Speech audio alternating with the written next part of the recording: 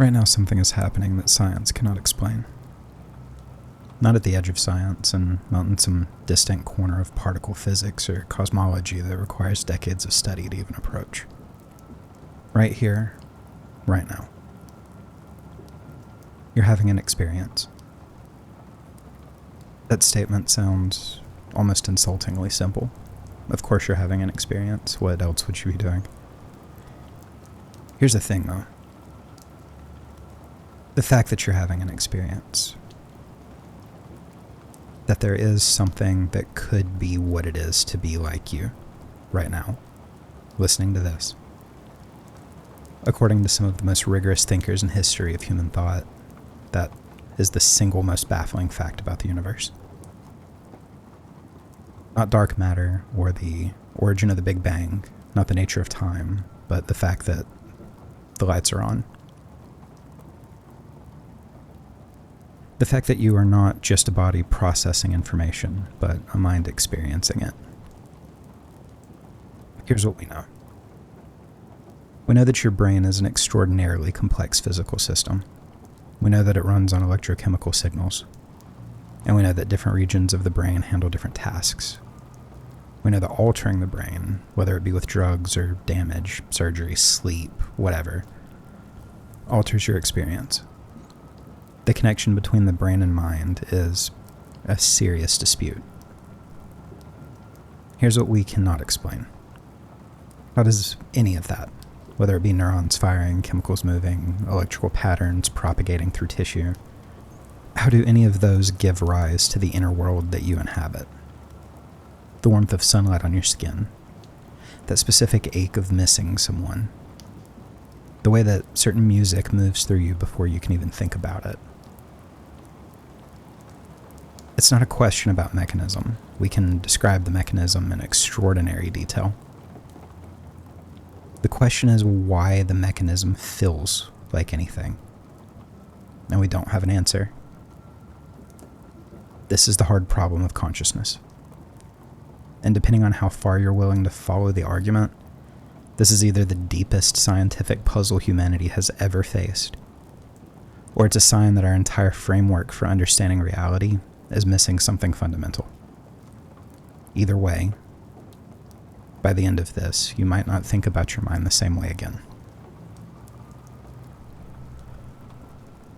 In 1994, at a conference in Tucson, Arizona, dedicated to the scientific study of consciousness, a young Australian philosopher named David Chalmers did something that shifted the entire field.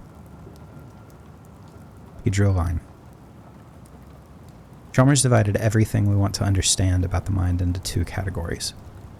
The first he called the easy problems, and the second he called the hard problem.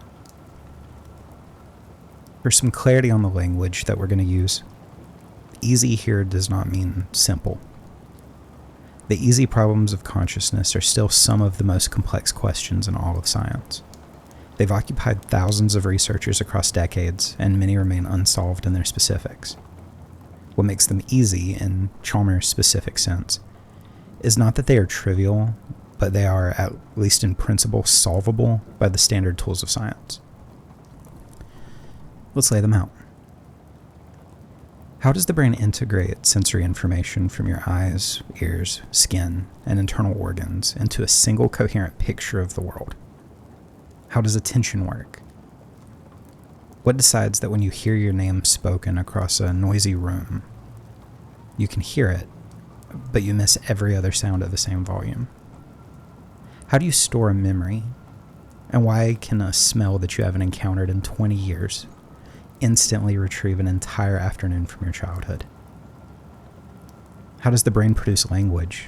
Not just recognize words, but construct new sentences that you have never said before? How does sleep work? And why does the subjective world simply vanish when you fall into a dreamless sleep, only to reappear when you awake? These are extraordinary questions. Neuroscientists have made breathtaking progress on all of them. We can watch the attention shift in a brain scanner. We can identify the molecular mechanisms of memory consolidation. We can trace the pathways of language production through specific cortical regions. And Chalmers' claim is that given enough time and enough science, we will crack all of them. Not because they're easy, but because they are questions about function, about mechanism, and how the brain does what it does. All of those are questions, and the scientific method was built to answer those questions. The hard problem is something else entirely. The hard problem is not a question about what the brain does. It's a question about what it's like. Even if we solved every single easy problem, if we had a complete, perfect mechanical description of every process in the brain, we would still face that question. Why does any of it feel like anything? Why isn't all of this processing just happening in the dark? That gap between the objective description and the subjective experience is the hard problem. And it has not budged, not 1 millimeter, in 3 decades. The language is important, again. The word consciousness gets used in so many ways that it can start to blur. There are 2 distinct things that often get bundled together under the word consciousness, and keeping them separate is necessary for clarity. The first is access consciousness. That's the kind of consciousness that involves information being available to a system for use in reasoning. This is the kind of consciousness that involves information being available to a system for use in reasoning, reporting, and guiding behavior. When you see a red light and you stop your car, that color information has been accessed, processed, and then acted upon. That's what most of the scientific discussion of consciousness is actually about. The second type is phenomenal consciousness. This one's the harder thing. Phenomenal consciousness is the raw subjective experience of seeing red. I'm not talking about the detection of a red light, not processing that detection, and certainly not a behavioral response, but the actual qualitative feel of redness. Philosophers call these inner qualities qualia, or singular qual. A qual is a specific experiential character of a mental state, the redness of red, the painfulness of pain. The way a middle C on a piano sounds different from the D above it, and not just in terms of frequency, but in terms of what it is like to actually hear it. The color of the sky as you look at it has a quell. The taste of coffee has a quell. The emotion you feel when you think about somebody you love has a quell. And even this, for instance, the experience of following these words, the sense of understanding or puzzlement or engagement has qualia.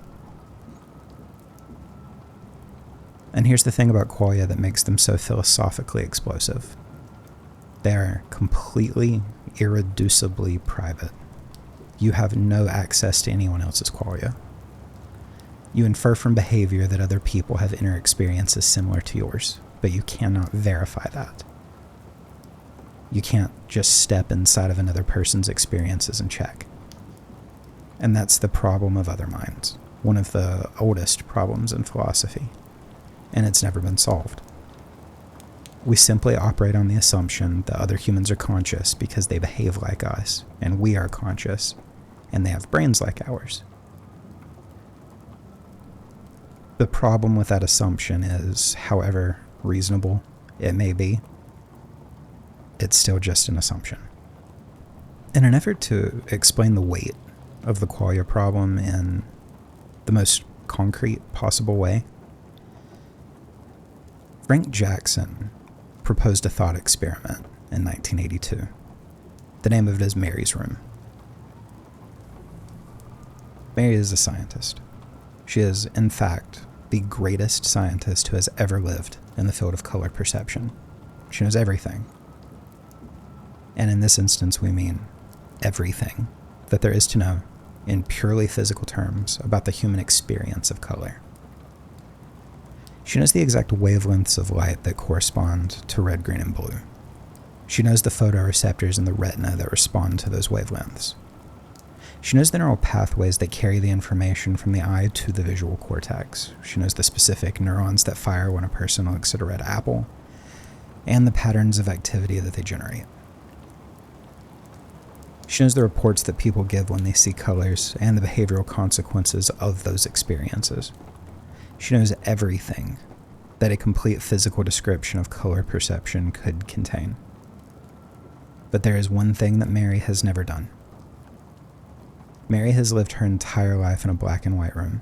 She has only ever seen things in grayscale. She has never experienced color. Now, one day, Mary's allowed to leave her room. She steps outside, and for the first time in her life, she sees a red rose. Did she learn something new? That's Jackson's problem. And on the surface, it seems obvious. Of course she learned something new. She knows what red looks like. She's experienced redness for the first time. But let's think about what that implies. Mary already knew, in complete physical detail, everything there was to know about the experience of seeing the color red. If she learns something new when she actually sees red, if there is a fact about red that her complete physical knowledge did not capture, then there must be facts about conscious experience that are not captured by any physical description. That would mean that there is something beyond physics.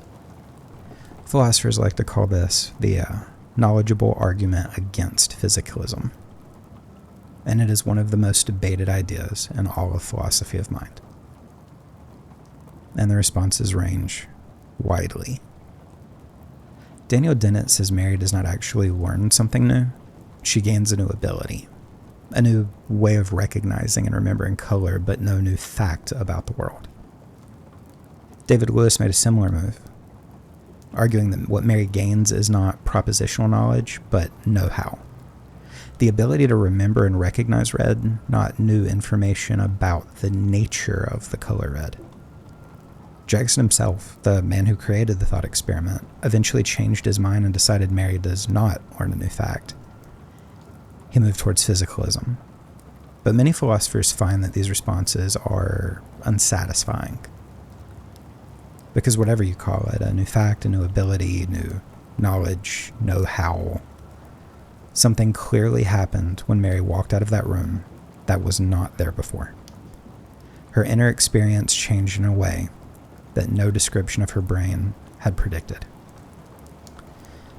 The question of what that change consists in and why it couldn't be derived from all of the physical information she already had remains open. Chalmers pressed the hard problem further with another thought experiment that has become one of the most argued over concepts in modern philosophy. Imagine a being that is physically identical to you in every single way. Not superficially similar, and certainly not a rough approximation. An exact duplicate, molecule by molecule, neuron by neuron. Every atom in exactly the same place. Every chemical process running identically. Every neural connection mapped perfectly. When you poke this being with a pen, it processes that physical stimulus exactly as you would. Its neurons fire in precisely the same patterns yours would. Its arm pulls back, its face contorts, and its mouth produces the sounds that constitute ouch. But there's no recognition of what it is like to be that creature. There's no felt pain, no inner sensation, no phenomenal experience of the arm withdrawing. There's no redness when it looks at things. There's no quality to the sound of music. There's nothing. It behaves exactly like a conscious person, but the lights are off. There's no one home. This is the philosophical zombie. Chalmers' point is not that zombies exist. It's the fact that they are conceivable.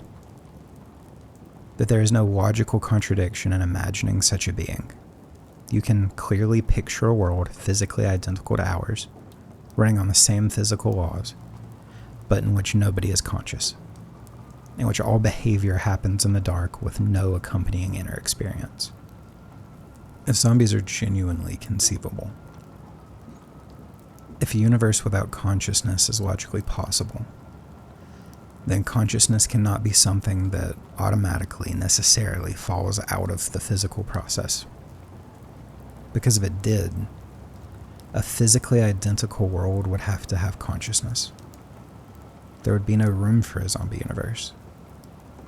The fact that we can conceive of one, even hypothetically, suggests that consciousness is something over and above the physical, something that the physical description leaves out. Now, there are obviously many critics of this argument. Daniel Dennett, for instance, argues that when you think you're conceiving of a zombie, you're actually confused. You think you're imagining something coherent, but you're not, because consciousness simply is what complex information processing is like from the inside.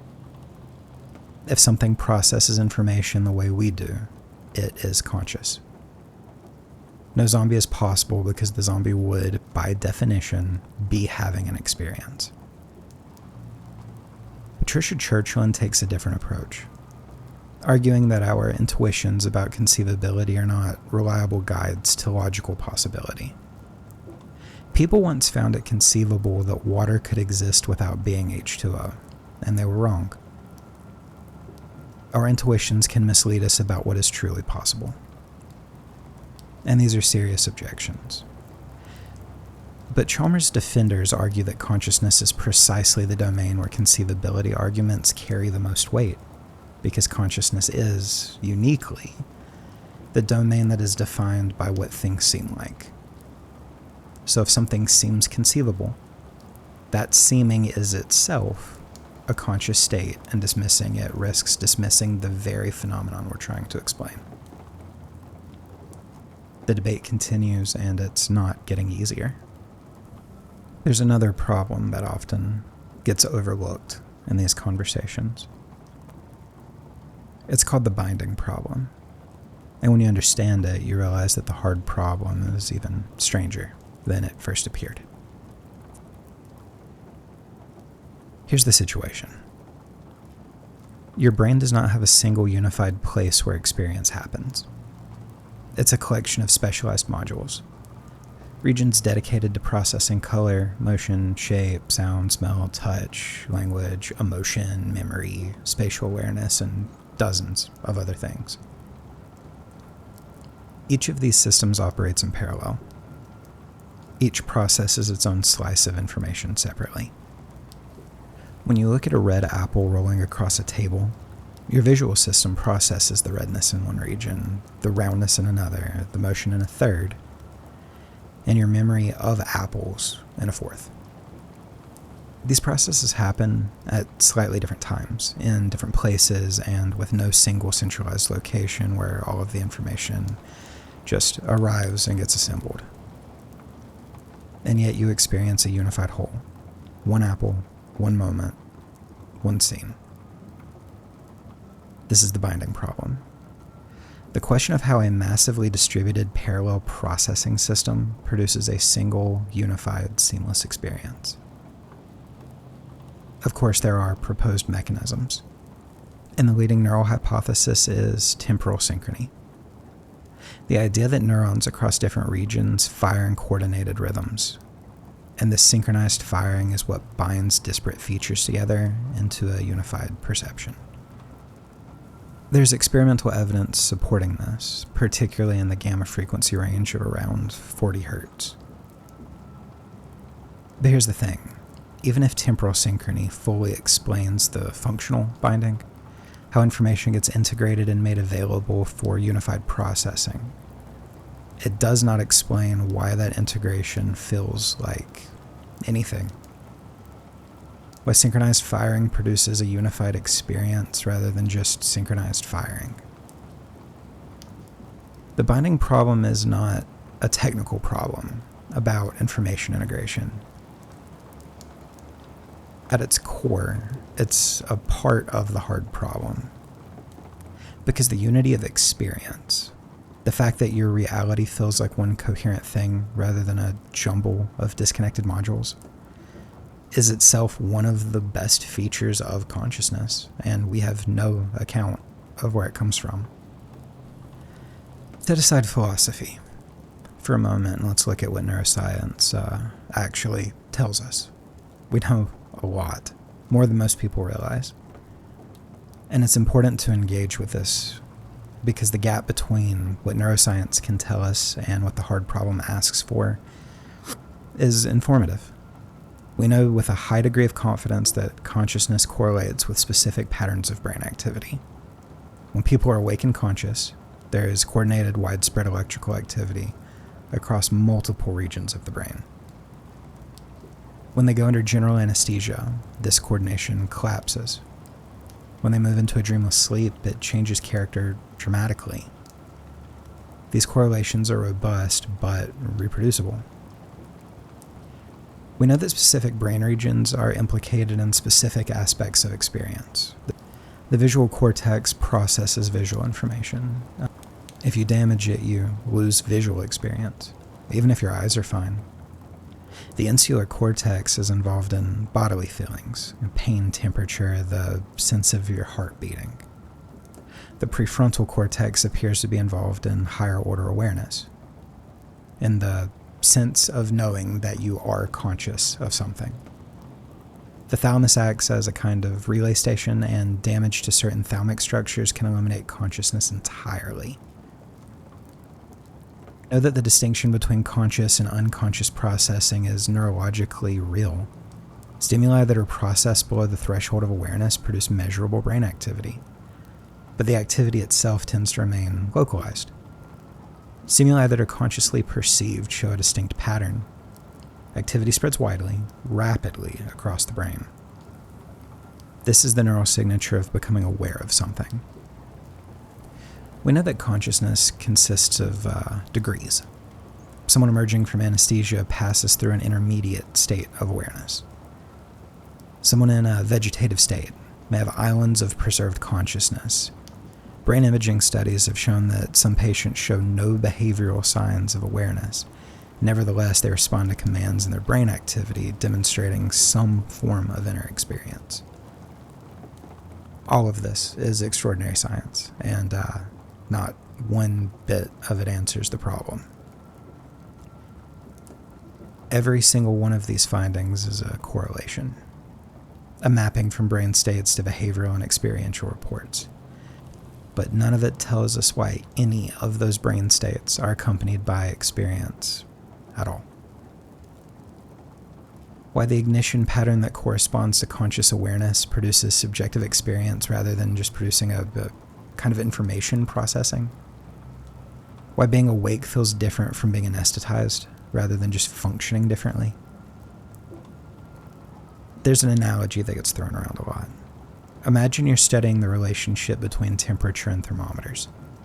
You could map, in extraordinary detail, every change in temperature to the corresponding change in mercury level. You could build the perfect model. You could predict thermometer readings with complete accuracy. You would have the correlate.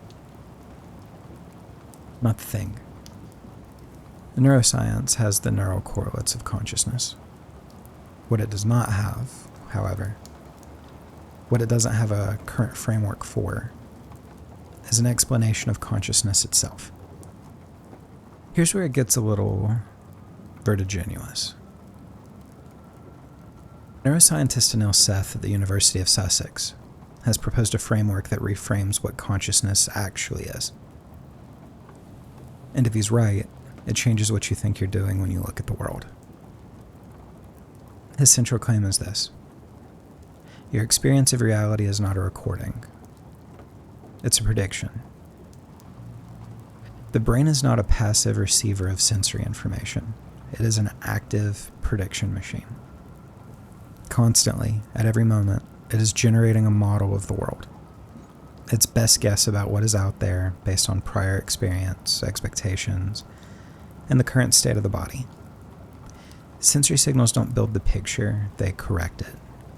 They tell the brain where its predictions are wrong, and the brain adjusts. Seth calls this a controlled hallucination. A hallucination in the sense that it is internally generated, constructed by the brain, from the brain, and based on what the brain expects. The world you experience is not the world as it is. It's the world as your brain predicts it to be. And controlled in the sense that sensory signals constrain and correct these predictions, keeping them tethered to something external. The evidence for this view is substantial. Consider visual hallucinations.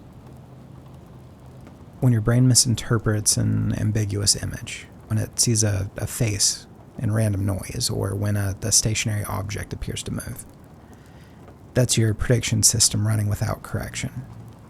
Your brain commits to an interpretation, and your experience is shaped by it, not the raw sensory data. Think about phantom limb syndrome. People who have had limbs amputated often feel pain, itching, or movement in a limb that no longer exists. The limb's gone. The sensory signals from it are absent. But the brain's model of the body still includes it, and that model, not the physical reality, is what generates experience. Let's take that thought just a little further. We could argue that your sense of self, the feeling that there is a you inside your head having experiences, is itself a prediction. A controlled hallucination of being a self. The brain constructs a model of the organism, tracks its states, predicts its needs, and generates the experience of being that organism as part of its ongoing predictive work. The self is not an additional thing inside the brain looking out at the world. It's a model, another prediction, that happens to be a model of the thing doing the predicting. If Seth's right, then consciousness is not something that gets added to brain activity. It's what certain kinds of brain activity feel like from the inside.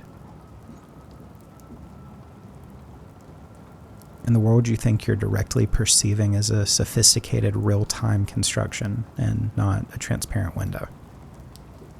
This does not solve the hard problem. It doesn't explain why prediction feels like anything. But it does radically reshape the question, because it means that even in the most fundamental facts about your reality, the colors that you see, the objects that you perceive, and the self that you identify as, are more constructed than you realize.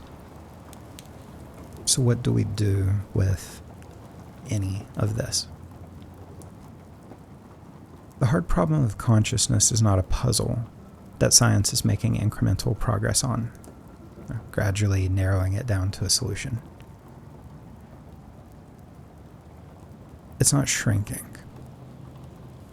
In some respects, the more seriously we take it, the more profound the mystery actually becomes. We have extraordinarily sophisticated maps of the brain. We can watch neurons fire. We can trace the neural correlates of specific experiences.